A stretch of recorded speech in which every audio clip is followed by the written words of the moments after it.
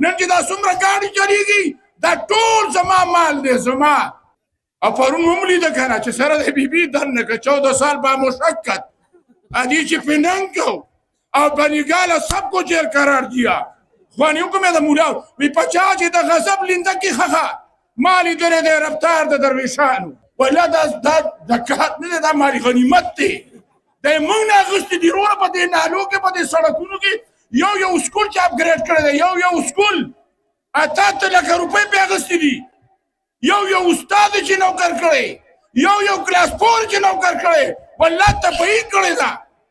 خې په نره دیواله ورته هېرې زموږ د کتاب له غرب ورکوئ په خېټه به ماړی په جیب به ماړی او مونږ به پاس کېږو. دا ګوره یاد ساتئ په دې مخه پکېږئ چې مونږ دا مولیان پاره شو نو انشاءالله اسم چې دا مولا په لارې ګڼه وایي نو لکه بیا مړی شوې دا خلک ویرېږي مولیان روان دي. نو د مولا ډېر لوی فاور دی الحمدلله. ډېر خلک جمعیت علما اسلام کې پرون د غاله کې په غاله کې پورا 120 خاندان د حافظ اختر علي صاحب په قافله کې اعلان وکړو. 120 خاندان اول ته د خدای اعظم خان یو زمری ورکړی دي ورته پیسې ښودې دا نه دي دا نور چې په دیره کې به سپي اوبه هم نس کوي هغې ورته پیسې ښودلې الله وله داسې مړه په جنت خو د خدای فضل دی که دا د پیسو دا خمارانې وله پیدا کړي هغه ځان سره په ګاډي کې بوجې ګرځي. هغه ورځ جنازګاه وه یو 5 کناله 40 لاک روپۍ ولې وشمارل. داسې سړي موږ سره دی دې خو وروره زمونږ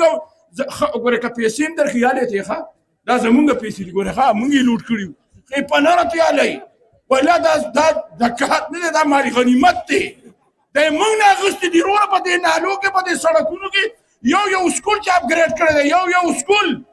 8 لکه روپۍ پې اخیستې دي. یو استاد چې نوکر کړی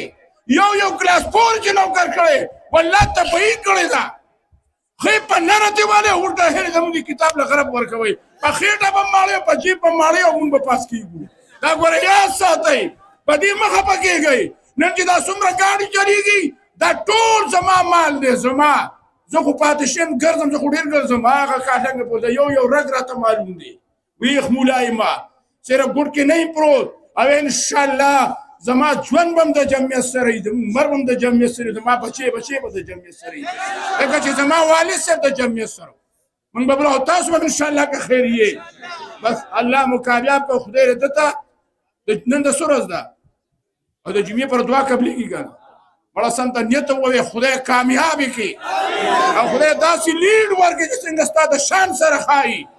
او الله زموږ د علماو حفاظت نصیب کړي. پرون تاسو مولانا عبدالرشید صاحب مظاهره ولیده چې په باجوړ کې هغه کس شهید شو جنازې چا وکړه هغه مولانا عبدالرشید صاحب وکړه چې هغه دی به وي مولیان د مخالف دي هغې چې کوم دی هغه تقریر وکړو چې دا زمونږ رور دی رور. الحمدلله موږ به دې ته د ورورولۍ مظاهره کوو موږ به د دوستۍ مظاهره کوو انشاءالله دغه شانتې راوګرځئ او د دې دا ټول دردونه یاد کړئ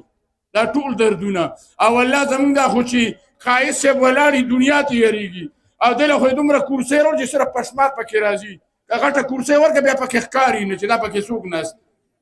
او پرون هم لیده که نه چې سره د بیبي دننه که 14 سال با مشقت ادی چې پې ننگ کو او بنیگال سب کو جیل قرار دیا. خوانیوں کو میں دا مولا وی پچا چې د غضب لنده کی خخا مالی دره ده رفتار د درویشانو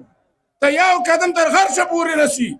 او پچا چې منګل خلکي دا مولیان نو بیا به زه چپې بخورم الحمدلله رب العالمین.